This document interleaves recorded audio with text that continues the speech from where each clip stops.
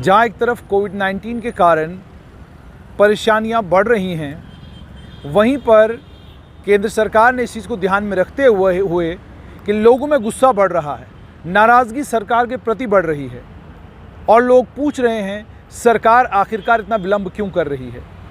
Vaccination को लेकर सरकार ने जो अलग अलग मापदंड बना के रखे हैं, आखिरकार ये मापदंड बनाए क्यों हैं, कब हमारी बारी आएगी, हमें वैक्सीन कब लगेगी, ये सब सवाल सभी लोग पूछ रहे थे। टेलीविज़न चैनलों के शोर से लेकर सड़क पर चलने वाले आम आदमी तक हर शख्स ये सवाल पूछ रहा था कि आखिरकार वैक्सीनेशन को लेकर सरकार इतना विलंब क्यों कर रही है, वैक्सीनेशन में सभी लोगों को एलिजिबल क्यों नहीं कर रही है। आज केंद्र सरकार ने ये फैसला किया है 1 मई 2021 से 18 वर्ष से ऊपर जो भी शख्स है उसे वैक्सीनेट किया जाएगा। उसका अधिकार होगा वैक्सीनेशन का। 18 साल से ऊपर अगर आपकी आयु है तो 1 मई से वैक्सीन जो है रोल आउट की जा रही है ताकि सभी लोगों को वैक्सीनेट किया जाए। अब सवाल ये होगा कि 1 मई से क्यों 10 दिन लिए जाएंगे ताकि डोजेस को बढ़ाया जाए, क्योंकि सरकार ये जानती है कि जो कोहराम मचा है, जो खौफ है, जो खौफ व हिरास लोगों के अंदर दोबारा से आ चुका है कि कोविड-19 के जम्मू कश्मीर में भी केसेस आज 1500 के करीब जो है दोबारा से देखने को मिले। कल भी 1500 से 3000 लोग जो हैं वो इस बीमारी के शिकार 2 दिन में हुए हैं। गवर्नमेंट मेडिकल कॉलेज में आईसीयू में बेड्स बढ़ रहे हैं, आइसोलेशन बेड्स के ऊपर पेशेंट आ रहे हैं। ऑक्सीजन की ज़रूरत के चलते पेशेंट अस्पताल का दरवाज़ा खटखटा रहे हैं। एस्कॉम्स में हालात इसी तरह के हैं और उसके अलावा नारायणा हॉस्पिटल में हालात इसी तरह के हैं। कश्मीर घाटी में भी हॉस्पिटलों में पेशेंट पहुंच रहे हैं और जो भी पेशेंट अस्पताल पहुंच रहा है वो कह रहा है कि उसे सांस लेने में दिक्कत हो रही है, उसे सांस लेने में परेशानी हो रही है, उसे ऑक्सीजन की ज़रूरत है। इन तमाम चीज़ों को ध्यान में रखते हुए केंद्र सरकार ने ये फैसला लिया है कि हर वो व्यक्ति जिसकी उम्र 18 साल की है, 18 साल से ऊपर है, वो तमाम लोग वैक्सीन लगवाने के लिए 1 मई 2021 से एलिजिबल होंगे। नंबर 2, ये भी इंश्योर किया है, प्रधानमंत्री ने खुद कहा कि सरकार पूरी कोशिश कर रही है कि ज़्यादा से ज़्यादा भारतीय नागरिकों को वैक्सीन मिले। प्राइसिंग, प्रोक्योरमेंट, एलिजिबिलिटी और एडमिनिस्ट्रेशन जो वैक्सीन की है फेज़ 3 में, जो दुनिया की सबसे बड़ी वैक्सीनेशन ड्राइव हो रही है, उस वैक्सीनेशन ड्राइव में सबसे बड़ा फैसला ये लिया गया है कि तमाम स्टेक होल्डर्स के लिए वैक्सीनेशन कराना फ्लेक्सिबल कर दिया गया है। वैक्सीन मैन्युफैक्चरर्स को इंसेंटिवाइज किया गया है ताकि वो अपनी प्रोडक्शन बढ़ा सकें और नए नेशनल और इंटरनेशनल प्लेयर्स को भी अट्रैक्ट कर सकें। इसका मतलब ये कि अब फाइज़र और मॉडर्ना की जो 2 वैक्सीन अभी तक भारत में नहीं लग रही थी, अब फाइज़र और मॉडर्ना भी भारत में किसी भी समय आ सकती हैं। फाइज़र और मॉडर्ना की दोनों वैक्सीनें बहुत महंगी हैं। दामों के चलते केंद्र सरकार ने फैसला किया था इतनी महंगी वैक्सीन हमारे यहाँ के लोग एफर्ड नहीं कर सकते, हम एफर्ड नहीं कर सकते हैं, इसलिए एस्ट्राजेनेका की वैक्सीन इसलिए लगाई जा रही थी कि वो उतनी ही कारगर है जितनी फाइज़र और मॉडर्ना की हैं, मगर वो सस्ती है क्योंकि एस्ट्राजेनेका और ऑक्सफोर्ड की बनाई हुई वैक्सीन यानी कोविशील्ड के मैन्युफैक्चरर ने कहा है कि जब तक पेंडेमिक रहेगी तब तक मैं इस वैक्सीन से मुनाफा नहीं कमाऊंगा, लेकिन जब पेंडेमिक ख़त्म हो जाएगी उसके बाद मुनाफे के बारे में सोची जाएगी। मॉडर्ना और उसके अलावा फाइज़र, इन दोनों कंपनीज़ ने साफ तौर पर यह कहा वैक्सीन हमसे वही ख़रीदेगा जो हमसे वैक्सीन उस दाम पर लेगा जिस दाम पर हम वैक्सीन बेचना चाहते हैं। उसके अलावा ये फैसला भी किया गया कि वैक्सीन मैन्युफैक्चरर को एम्पावर किया गया कि वो 50% सप्लाई जो है वो स्टेट गवर्नमेंट्स को रिलीज़ कर सकता है और ओपन मार्केट में प्री डिक्लेयर्ड प्राइस पर जो ऑलरेडी कीमत डिक्लेयर की गई है, डिक्लेयर की गई कीमत के ऊपर वो वैक्सीन को मार्केट में वो वैक्सीन को स्टेट गवर्नमेंट को सप्लाई कर सकते हैं। स्टेट्स को एम्पावर किया गया, वो एडिशनल डोजेज मैन्युफैक्चरर से डायरेक्टली ले सकते हैं, as well as open up vaccination to any category of people above the age of 18 for the same. 18 साल से ऊपर की उम्र के तमाम लोगों के लिए वो वैक्सीन को खोल सकते हैं। गवर्नमेंट ऑफ इंडिया की वैक्सीनेशन ड्राइव पहले की तरह भी चलती रहेगी। एसेंशियल और प्रायोरिटी पॉपुलेशन के लिए वैक्सीनेशन ड्राइव उसी के लिए उसी तरीके से चलती रहेगी। Health care workers, frontline workers और 45 साल से उम्र की आबादी के लिए जैसे वैक्सीनेशन चल रही है वैसे ही चलती रहेगी। लेकिन आज का ये भारत सरकार का बड़ा फैसला कि 18 साल से ज़्यादा जिनकी उम्र है उन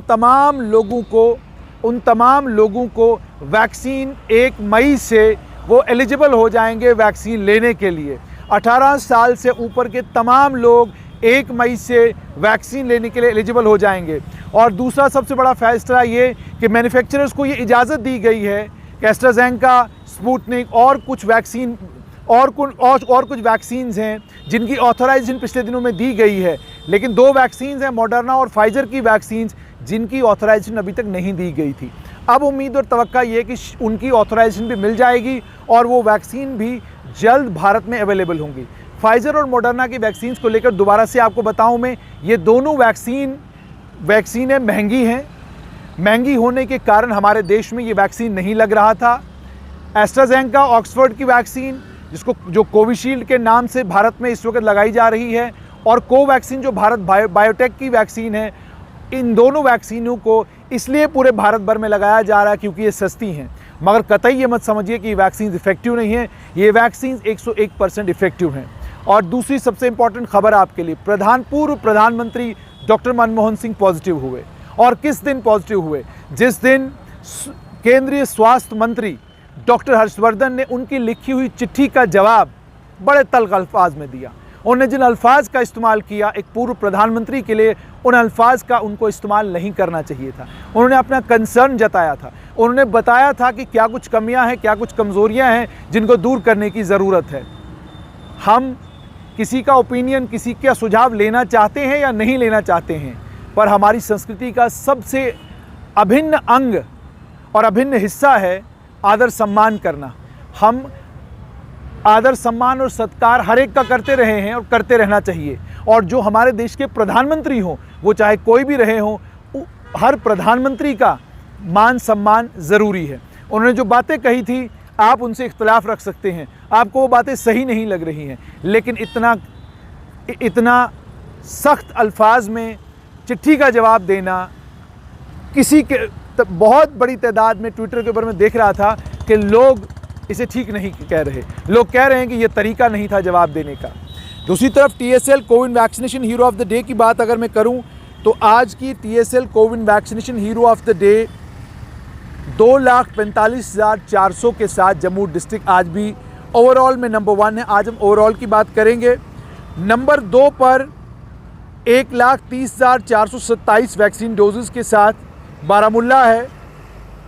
नंबर 3 पर 82,000 डोजेज़ के साथ बडगाम है।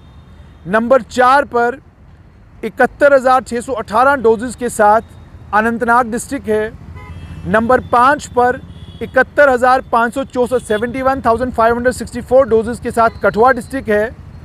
नंबर 6 पर अगर मैं उसके बाद देखूं तो साफ तौर पर नज़र आ रहा है 60,192 डोजेज़ के साथ उधमपुर डिस्ट्रिक्ट। इंदु कंवल जी बहुत अच्छा काम वैक्सीनेशन को लेकर कर रही हैं, साफ तौर पे दिख रहा है। 60,192 डोजेज़ के बाद अगर मैं नंबर्स और फिगर्स की बात करूं तो उसके बाद 60,000 डोजेज़ के बाद 46,146 डोजेज़ के साथ राजौरी डिस्ट्रिक्ट आता है। फिर रियासी डिस्ट्रिक्ट है, उसके बाद पुलवामा डिस्ट्रिक्ट है, उसके बाद गांदरबल डिस्ट्रिक्ट है और उसके बाद अन्य बाकी डिस्ट्रिक्ट हैं। लेकिन आज के दिन भी अगर डोजेज़ में सबसे कम डोजेज़ कहीं पर लगे हैं तो वो किश्तवाड़ डिस्ट्रिक्ट में लगे हैं। डोडा में स्थिति आज ठीक है, बाकी डिस्ट्रिक्ट्स में भी स्थिति ठीक है। और कुल मिलाकर आज के दिन 29,791 डोजेज़ 45 साल के ऊपर के हमारे शहरियों को लगे हैं।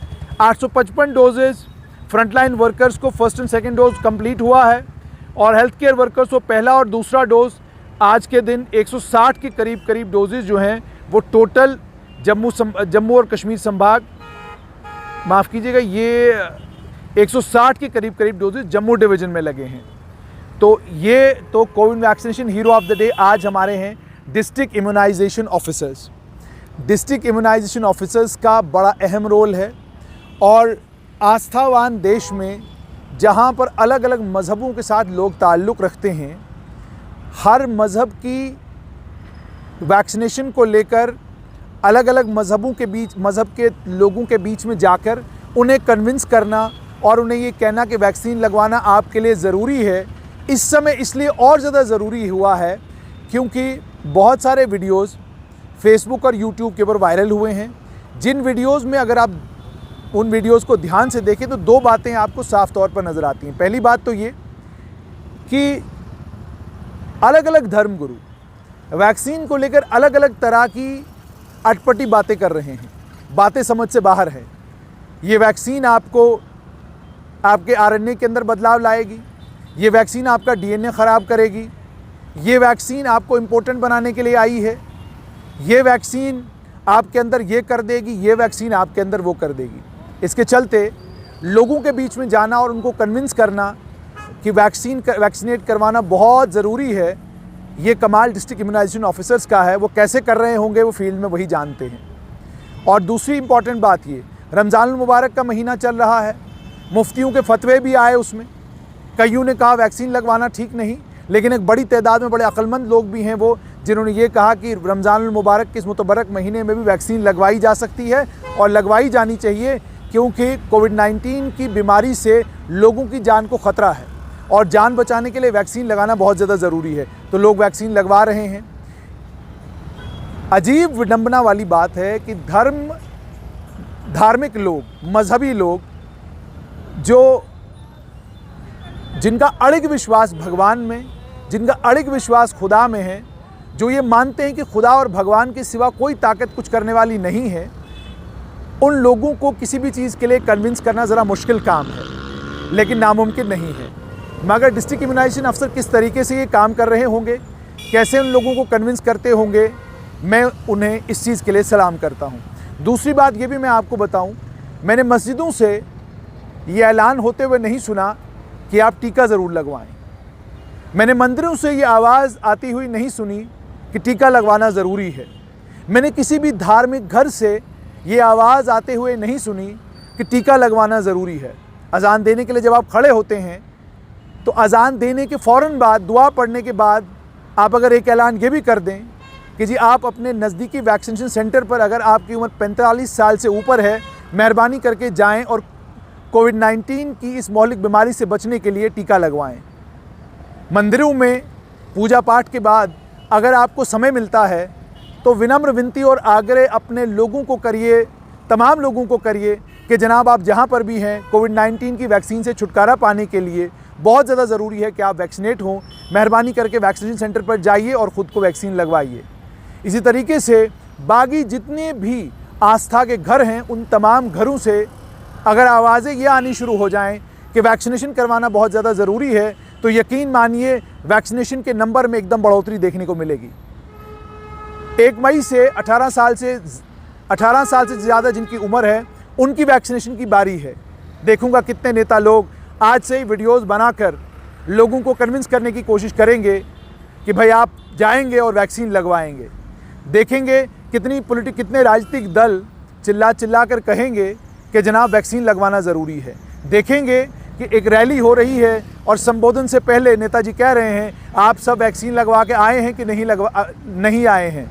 देखेंगे कि कोई दिवस है, कोई मेला है, कोई पर्व है या कोई खुशी मनाई जा रही है, वहाँ देखेंगे वहाँ कोई धर्मगुरु हो, कोई मौलवी हो, कोई मुफ्ती हो, कोई मौलाना हो, कोई भी हो, कोई पादरी हो, वो ऐलानन ये कहेगा कि जनाब गुजारिश है आप सब तमाम लोगों से कि आप ख़ुद को वैक्सीनेट करवाएं। ये सब चीज़ें बड़ी आइडियल लगती हैं। मैं बड़ा इन चीज़ों को इमेजिन करता हूँ कि हमारे देश में वो दिन आए जब धार्मिक धर्मगुरु इस काम में लग जाएं कि वो लोगों को कहें कि धर्म अपनी जगह लेकिन साइंस अपनी जगह, धर्म अपनी जगह, सोशल साइंस अपनी जगह, धर्म अपनी जगह, मैथ पढ़ना ज़रूरी है। वो दिन हमारे देश में आए जब मेरा और आपका, हम सब का फोकस हो कि हमारा अस्पताल बना कि नहीं बना, हमारा फोकस हो कि हमारे बच्चों के लिए अच्छा स्टेडियम बना कि नहीं बना, मेरा और आपका, हम सब भारतवासियों का ये फोकस हो कि हम भी, हमारे हाथ में भी लाठी हो और हम भी पूरी दुनिया को वैसे ही हाँकें जैसे अमेरिका हाँकता है। लाठी उठाता है और किसी भी देश को कहता है खड़े हो जाओ, बैठ जाओ। कौन आदमी अपने देश को लेकर ये सपना नहीं देखना चाहता होगा कि हमारे देश का भी समय जब आए तो ऐसा एक समय आए। क्यों नहीं हम एक ऐसा वातावरण बना पाते हैं जिस वातावरण में वो टेक्नोक्रेट जो आज गूगल को, फेसबुक को या बाकी अन्य जितनी भी सोशल मीडिया एप्लीकेशंस हैं या दुनिया के जितने भी बड़े से बड़े प्रोडक्ट्स हैं, उन प्रोडक्ट्स में हम भारतीयों का एक अहम रोल है। क्यों ऐसा संभव नहीं हो पाता कि ये तमाम टेक्नोक्रेट हमारे देश में, मेरे और आपके बीच में बैठकर ये सब काम करें, हमारे अपने देश के प्रोडक्ट बने और पूरी दुनिया में जाएं और पूरी दुनिया में हमारा डंका बजे। बड़ी खुशी होती है हमें जब हम ये कहते हैं कि आज अमेरिका की उपराष्ट्रपति जो हैं वो भारतीय हैं। बड़ी खुशी होती है हमें ये कहते हुए कि आज जो एप्पल के CEO हैं वो भारतीय हैं। बड़ी खुशी होती है हमें ये कहते हुए कि आज जो गूगल के CEO हैं वो भारतीय हैं।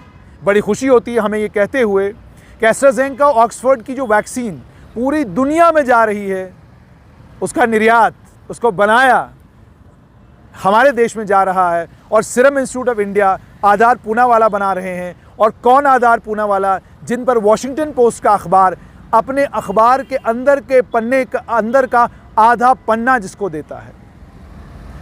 कौन भारत? वो भारत जिस भारत को लेकर टाइम मैगजीन में बहुत कुछ लिखा गया, लेकिन एक लेख मैंने ये भी पढ़ा कि पूरी दुनिया में वैक्सीनेशन की ड्राइव को भारत लीड करेगा। तो ये सब चीज़ें हमारे देश में संभव क्यों नहीं हो पाती? यदि धर्म, जैसे मैंने आपको पहले भी कहा, यदि धर्मगुरु ये ठान लें कि हमको इस देश के लोगों को एक माला में पिरोकर ऐसा बनाना है कि सीसा पिलाई दीवार हो जाए और देश को वहाँ उन्नति के उस स्थान पर ले जाएं जहाँ से नीचे हम देखें तो हमें ये लगे कि पूरी दुनिया में भलाई के जितने भी काम हैं उनमें हमारा अगर कंट्रीब्यूशन नहीं होगा तो वो भलाई के काम नहीं हो पाएंगे। उम्मीद और तवक्का ये कि TSL Covid vaccination hero of the day जो आज हमारे डिस्ट्रिक्ट इम्यूनाइजेशन ऑफिसर्स हैं, मैंने आपको मुबारकबाद दी और आपको मैंने ये भी कहा आप जिस चीज़ से जूझ रहे हैं वो मेरी समझ में है। मेरी तरफ से आप लोगों को बहुत बहुत मुबारकबाद। TSL Covid vaccination hero of the day हमारे हीरो ऑफ द डे आज के डिस्ट्रिक्ट इम्यूनाइजेशन ऑफिसर्स हैं और आप सभी से विनम्र विनती और आग्रह, 45 साल से ऊपर वाले अप्रैल के आखिर तक वैक्सीन लगवाते जाएं और 18 साल से ऊपर वाले 1 मई से शुरू हो जाएं लाइनों में लगना, ताकि आप वैक्सीनेट हों और हम उस स्थिति पर पहुँचें जहां, जैसे मैं आपसे भी बात कर रहा हूं, तो बात करने के फ़ौरन बाद जब मैं निकलने लगूंगा तो आप समझ गए ना कि इसी में हमको पूरा दिन चलना है और यही बचाव है तब तक जब तक वैक्सीनेशन नहीं हो पाती। तो आप सब लोगों से विनम्र विनती, आग्रह, गुजारिश, मेहरबानी करके मास्क पहने। नमाज़ पढ़ने जाते हैं तो मास्क पहन कर जाएँ, तरावी पढ़ने जाते हैं तो मास्क पहन कर जाएँ। तमाम प्रोटोकॉल्स को फॉलो करें, अपना ख्याल रखने, अपना परिवार का ख्याल रखें। कहीं भी जाते हैं और परिवार वालों से भी ये गुजारिश, दाएं बाएं अपने रिश्तेदारों के यहाँ जाते हैं तो एक बार फ़ोन करके पूछ लिया कीजिए बुखार तो नहीं है किसी को, बहुत ज़्यादा ज़रूरी है। बहुत बहुत शुक्रिया हमारे साथ जुड़ने के लिए।